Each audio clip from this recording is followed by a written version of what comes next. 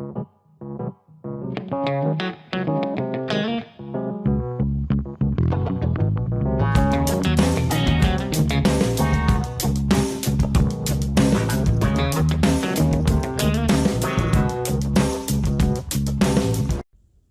guys, welcome back to TV Spoilers. Today I'm going to reveal a dramatic secret that Phyllis and Billy deliberately created to harm Kane. Will Phyllis's dark plot kill Kane? Phyllis is taking advantage of Kane's unconscious state. Phyllis will use a sedative to control Kane. Phyllis, knowing Kane is unconscious, decides to use this opportunity to carry out her scheme. She finds a way to take Kane to a secret location, injecting him with a sedative that prevents him from fully waking up, creating the conditions for her and Billy to carry out their plan to overthrow Kane without being detected. Phyllis's goal is to force Kane to sign documents transferring control of the AI program or other assets to her and Billy. A dangerous undercurrent is silently forming, and this time, the center of it is none other than Phyllis. What was happening around Kane, especially the moment he fell into a fragile unconscious state, became the perfect catalyst for Phyllis to reveal the dark side she had always carefully concealed. This was no longer familiar psychological maneuvering or verbal manipulation.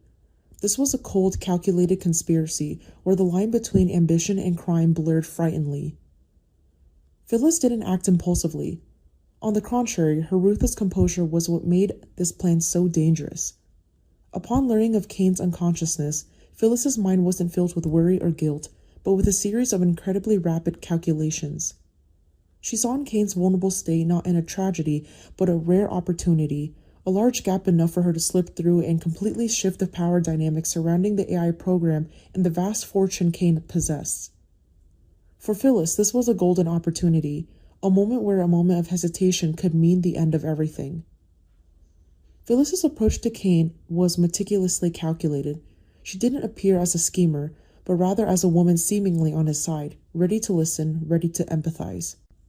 On the ship where Kane was, Phyllis skillfully positioned herself as someone who understood him, sharing the pressure and stress he was under.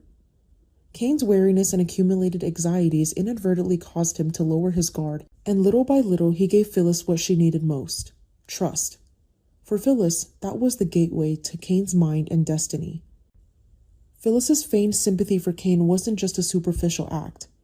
Inside, conflicting emotions intertwined intensely. Part of her understood perfectly well that she was going too far, that exploiting someone at their most vulnerable was inexcusable. But the other part, obsessed with power and afraid of being left behind, urged her on. This internal conflict made Phyllis even more dangerous, for she no longer allowed her conscience to slow her down. Kane, in his delirium, was almost oblivious to what was happening around him.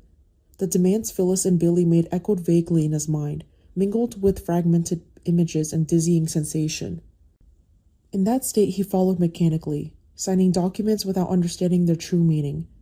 The moment the pen touched the paper, Kane's fate, the fates of the AI program, and all related assets were irreversibly altered. When everything was complete, Phyllis and Billy achieved their goal. The control of the AI and all of Kane's assets now rested in their hands. But this victory brought no relief or jubilation. Instead, a heavy atmosphere hung over them, as if both were aware of the price to pay for this success. For Phyllis, it was the terrifying silence of conscience, the unspoken question of whether she had just crossed a line of no return. Deep down, Phyllis understood that exploiting Kane's unconscious state was not just a strategic move, but an act that could destroy everything if exposed. Once Kane woke up, once he realized what had happened, the storm would truly erupt. Not just a legal battle, but the collapse of trust in the already fragile relationships within Genoa City. Phyllis had gained power, but at the same time, she had placed herself in the eye of a looming catastrophe.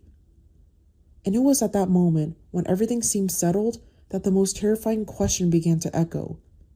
If Kane awoke and not only lost his power, but also realized he had nearly lost his life because of that anesthetic, how would he retaliate?